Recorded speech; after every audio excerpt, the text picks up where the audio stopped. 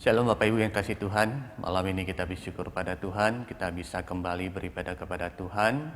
Dan kini saatnya kita akan mendengarkan firman Tuhan. Sebelum kita mendengarkan firman Tuhan, kita akan berdoa terlebih dahulu. Mari kita berdoa bersama. Tuhan, kami bersyukur pada Engkau Tuhan yang sudah menyertai kehidupan kami, sehingga malam hari ini kami kembali beribadah kepada Engkau. Dan kami sangat bersyukur kami juga diberikan kesempatan untuk mendengarkan firman Tuhan. Kami rindu firman Tuhan yang diberitakan boleh menguatkan kami, membimbing kami untuk kembali kepada Engkau dengan hidup yang senantiasa memuliakan nama Engkau. Berkati hamba yang akan menyampaikan firman Tuhan, dan berkati setiap kami yang akan mendengarkan firman Tuhan. Kami serahkan semua ini hanya dalam nama Yesus Kristus. Amin. Bapak Ibu yang dikasihi Tuhan, malam ini kita akan bicara tentang doa Hana di 1 Samuel pasal yang pertama ayat 9 dan sampai 11. Kita akan baca 1 Samuel pasal yang 1 ayat 9 sampai 11. Saya akan bacakan untuk kita semua. Pada satu kali setelah mereka habis makan dan minum di Silo, berdirilah Hana. Sedang Imam Eli duduk di kursi dekat tiang pintu bait suci Tuhan. Dan dengan hati pedih ia berdoa kepada Tuhan sambil menangis terseduh-seduh. Kemudian bernastalah ia, katanya, Tuhan semesta alam, jika sungguh-sungguh Engkau memperhatikan sengsara hamba-Mu ini dan mengingat kepadaku dan tidak melupakan hamba-Mu ini, tetapi memberikan kepada hamba-Mu ini seorang anak laki-laki, maka aku akan memberikan dia kepada Tuhan untuk seumur hidupnya, dan pisau cukur tidak akan menyentuh kepalanya. Bapak Ibu yang dikasihi oleh Tuhan, setiap orang pasti memiliki masalah.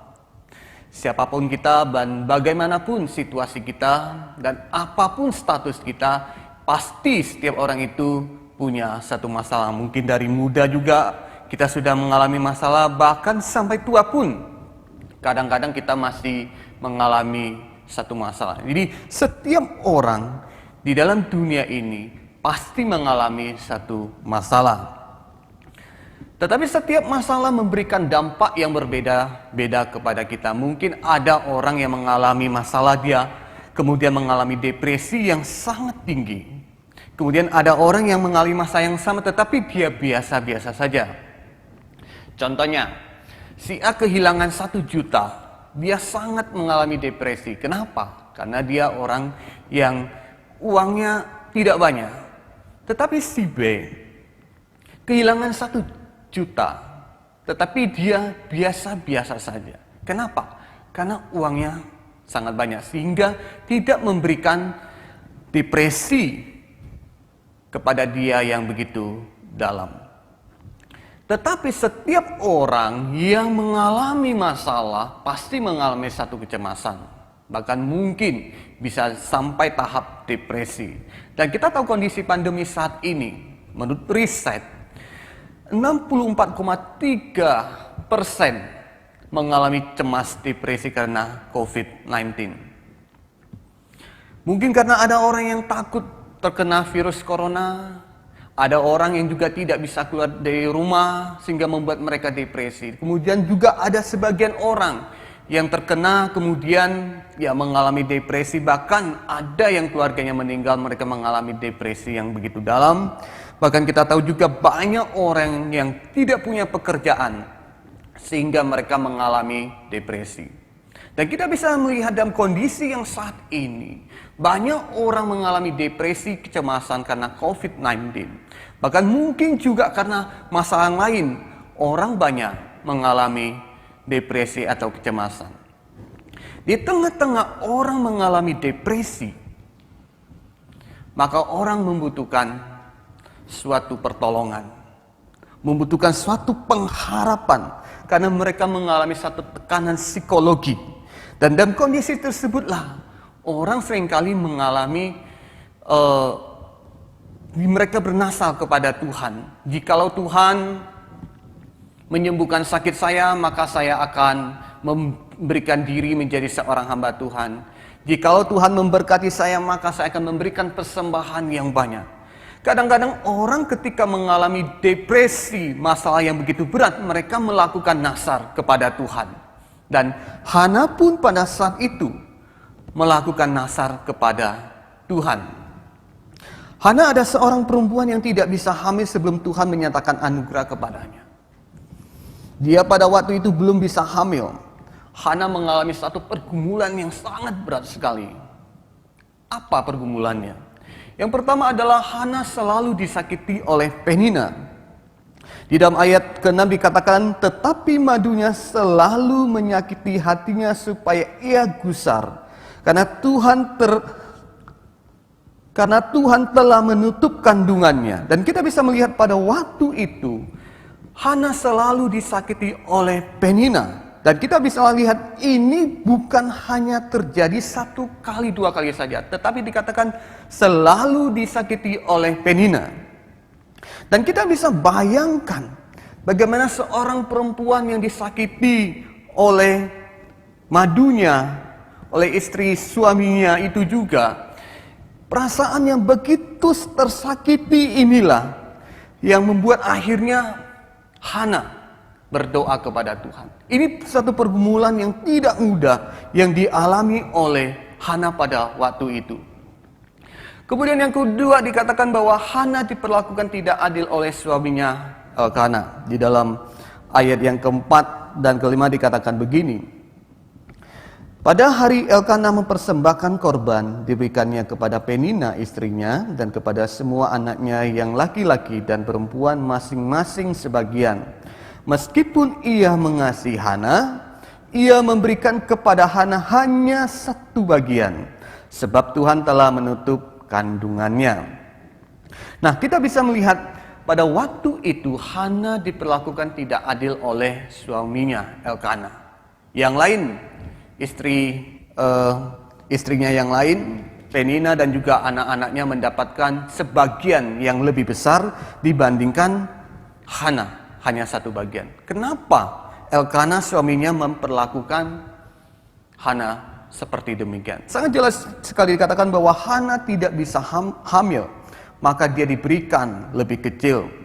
Dan permasalahannya adalah kejadian ini bukan terjadi di rumahnya, tetapi di tempat umum. Karena pada waktu itu mereka beribadah kepada Tuhan. Dan kita bisa bayangkan, seorang istri diperlakukan tidak adil oleh suaminya di tempat umum karena tidak bisa punya anak.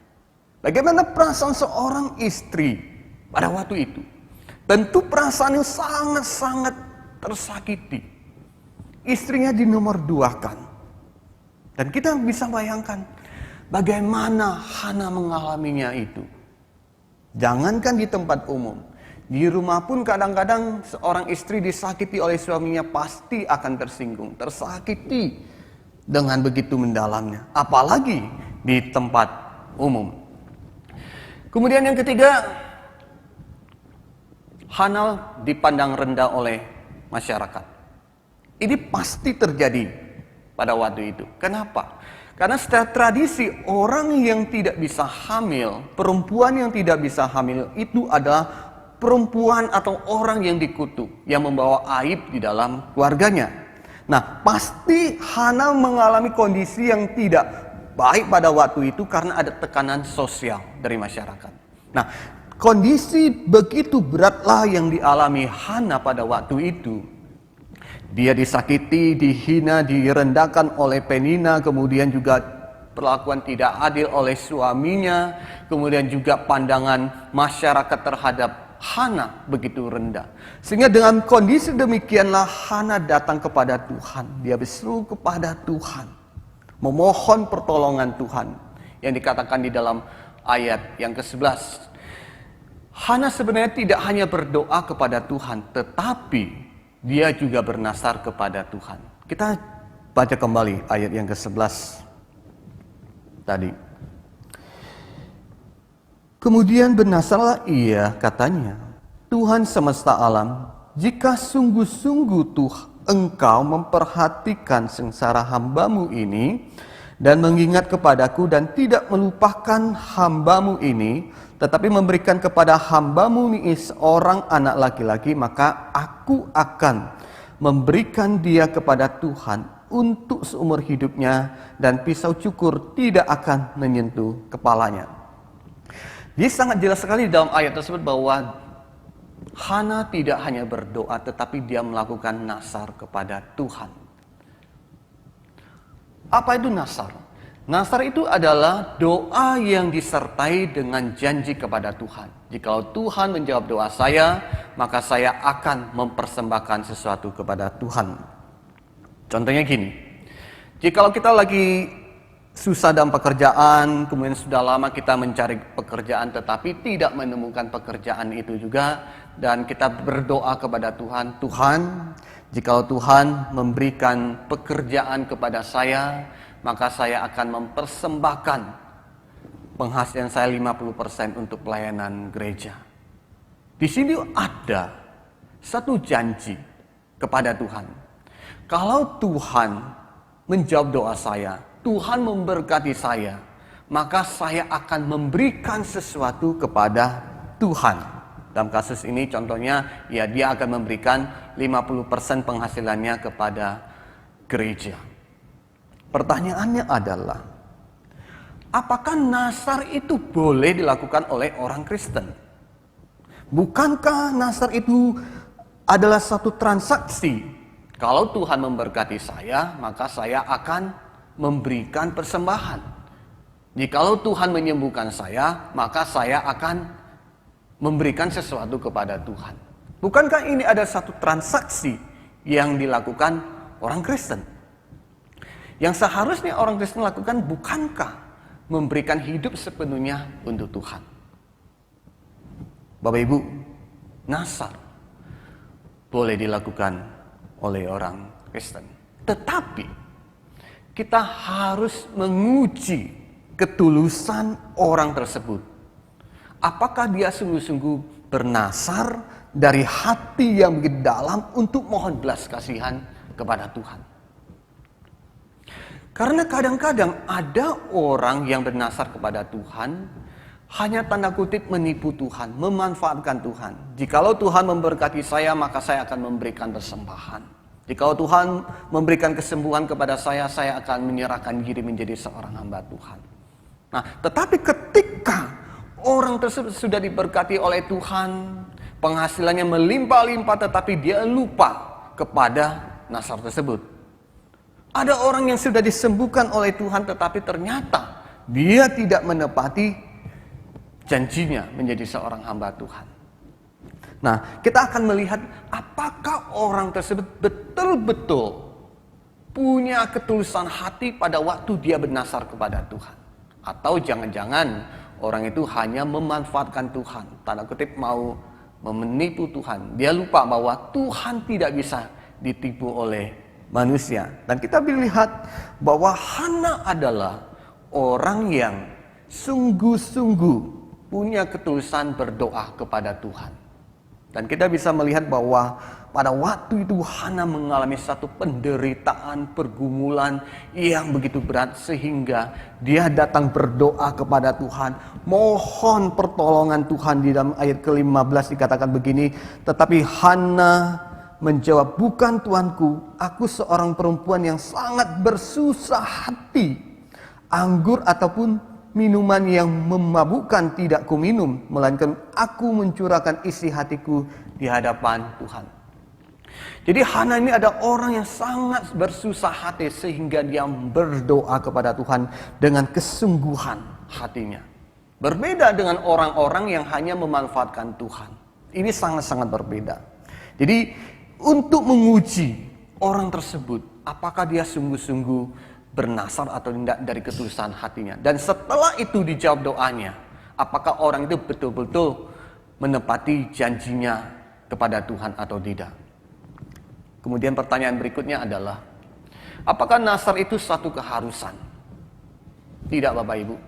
Nasar bukan satu keharusan, tetapi nasar itu tergantung dari orang tersebut.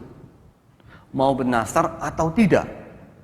Kita lihat perbedaan antara Hana dan Sarah.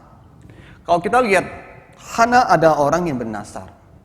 Kita lihat juga Sarah. Sarah itu juga punya masalah yang sama pada waktu itu. Dia adalah perempuan yang juga tidak bisa hamil, kemudian juga dihina, dianggap rendah oleh Hagar.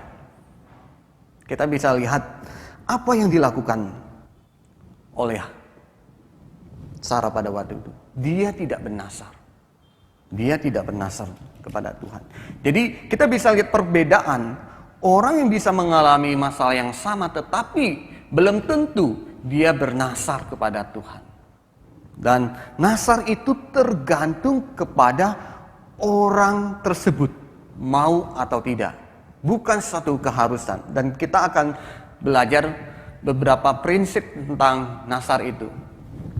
Yang pertama adalah nasar tidak nasar bukan suatu dosa. Dikatakan Pengkhotbah 5 ayat 3 dan 4 dikatakan begini. Lebih baik tidak bernasar daripada tidak menepatinya. Karena Allah tidak senang kepada orang yang menunda-nunda menepati nasar. Nah, di sini sangat jelas bahwa lebih baik tidak bernasar daripada tidak menepati janji nasar itu. Nah, di sini tidak ada keharusan. Dan itu bukan satu dosa kalau kita tidak melakukan nasar. Oleh karena itu, kita jangan pernah memaksakan orang ketika mereka menghadapi masalah, kamu harus menasar. Enggak. Nasar itu bukan satu paksaan, tetapi lahir dari hati orang tersebut. Mau bernasar atau enggak. Jikalaupun dia tidak bernasar, itu bukan suatu keberdosaan. Tetapi yang menjadi satu keberdosaan adalah ketika dia sudah bernasar tetapi tidak menepati nasar tersebut. Itulah yang tidak dikehendaki oleh Tuhan. Kemudian yang kedua adalah jangan sembarangan mengucapkan nasar. Di dalam Amsal 20 ayat yang ke-25 dikatakan begini. Suatu jerat bagi manusia adalah kalau ia tanpa berpikir mengatakan kudus dan baru menimbang-nimbang sesudah bernasar. Kemudian Pengkhotbah 5 ayat 5 lanjutan yang dari tadi. Janganlah mulutmu membawa engkau dalam dosa dan jangan katakan bahwa kita itu khilaf.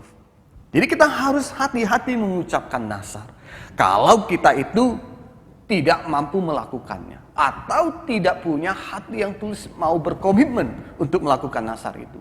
Tetapi kalau kita sudah mengucapkan nasar itu dan tidak melakukannya, maka itu akan mendatangkan satu murka atau ya hukuman bagi kita. Karena Tuhan akan menuntut apa yang sudah kita nasarkan. Ada seorang kisah, Bapak Ibu, seorang bapak, dia punya anak, anaknya ini buta. Kemudian dia membawa anaknya berobat ke beberapa dokter. Sudah berbagai cara dia lakukan, tetapi anak ini tidak mengalami satu kesembuhan. Bapak ini sudah depresi begitu dalam. Anaknya itu buta, tidak bisa melihat. Kemudian bapak ini bernasar kepada Tuhan. Dia katakan kepada Tuhan, Tuhan, jikalau Tuhan menyembuhkan anak saya, maka saya akan menyerahkan anak saya menjadi seorang hamba Tuhan. Dan singkat ceritanya, anak tersebut sembuh dan dia bisa melihat. Tetapi ketika anak ini sembuh, bapak ini tidak menepati janjinya. Dia tidak menyerahkan anaknya menjadi seorang hamba Tuhan. Justru dia mengarahkan anaknya menjadi profesi yang lain. Dan apa yang terjadi dengan keluarga ini? Ketika bapak ini tidak menepati nasarnya kepada Tuhan, masalah itu silih berganti di dalam keluarga ini. Banyak pergumulan yang dihadapi oleh keluarga ini. Dan akhirnya satu saat bapak ini sadar bahwa dia sudah tidak menepati nasar kepada Tuhan. Dan akhirnya dia sadar dan dia sungguh-sungguh minta ampun kepada Tuhan dan dia menyerahkan anaknya menjadi seorang hamba Tuhan. Dan akhirnya kita bisa lihat masalah tersebut silih berganti, sudah tidak ada lagi, sudah selesai. Dan kita belajar dari Hana. Pada waktu Hana mengalami masalah, dia datang bernasar kepada Tuhan. Tetapi Tuhan menjawab doanya. Di dalam ayat yang ke-27-28 dikatakan begini. Untuk mendapat anak, inilah aku berdoa dan Tuhan telah memberikan kepadaku apa yang kuminta daripadanya. Maka aku pun menyerahkannya kepada Tuhan seumur hidup, terserah ia kiranya kepada Tuhan. Lalu sujudlah mereka di sana menyembah kepada Tuhan. Hana tidak pernah mengingkari janjinya. Ketika dia bernasar kepada Tuhan dan Tuhan menjawab doanya, maka dia menepati janjinya, memberikan anaknya kepada Tuhan untuk dipakai Tuhan seumur hidup, menjadi satu kemuliaan bagi nama Tuhan. Ingat, kalau kita bernasar kepada Tuhan, harus kita tepati. Kemudian yang ketiga, tidak bernasar bukan berarti doa kita tidak dijawab oleh Tuhan. Mengapa? Karena jawaban doa itu tergantung dari belas kasihan Tuhan. Dan apakah doa kita ini sesuai dengan kehendak Tuhan atau tidak? Jikalau doa kita sesuai dengan kehendak Tuhan, maka Tuhan akan menjawab doa kita dan Dia berbelas kasihan kepada kita. Jadi jawaban doa itu selalu tergantung kepada Allah yang punya kuasa itu, yang memberikan kepada kita, yang memohon belas kasihan. Jadi bukan tergantung dari nasarnya atau doanya, tetapi tergantung dari belas kasihan Tuhan itu dan doa kita sesuai kehendaknya atau enggak. Kita lihat kasus yang tadi, Hana dan Sarah. Hana dan Sarah, mereka sama-sama memiliki masalah yang sama, yaitu mereka tidak bisa hamil. Kemudian mereka juga sama-sama dihina, direndahkan. Tetapi yang mereka lakukan adalah berbeda. Hana bernasar, tetapi Sarah tidak bernasar. Pertanyaan saya adalah, jawaban doa mereka sama atau tidak? Ternyata sama. Sama-sama dijawab oleh Tuhan. Mereka sama-sama punya anak. Mengapa bisa terjadi seperti itu? Karena jawaban doa itu tergantung dari Tuhan itu sendiri, bukan dari nasar itu atau dari doa kita. Tapi doa itu bicara tentang suatu penyerahan diri kita kepada Tuhan. Jika kita mau mohon belas kasihan Tuhan, maka kita sungguh-sungguh menyerahkan diri kita kepada Tuhan. Tidak hanya sekedar minta-minta, tidak hanya sekedar transaksi dengan Tuhan. Tidak seperti itu. Tapi justru ketika kita berdoa kepada Tuhan, kita tuh menyerahkan hidup kita kepada Tuhan. Tuhan, inilah pergumulan saya, inilah hidup saya persembahkan di hadapan Engkau. Dan kemudian jawabannya itu tergantung dari Tuhan. Jadi jangan pernah kita memaksakan segala sesuatu yang kita inginkan, kemudian memohon atau memaksa Tuhan untuk menjawab doa kita. Tidak. Semua itu kembali kepada Tuhan yang memberikan kepada kita. Kalau Tuhan memberikan, puji Tuhan. Kalau Tuhan tidak memberikan, mungkin Tuhan ada rencana yang lain. Dan kita harus berubah pola pikir kita supaya sesuai dengan kehendak Tuhan. Dan inilah yang harus kita lakukan. Bahwa ketika kita berdoa, kita sungguh-sungguh menyerahkan diri kita kepada Tuhan.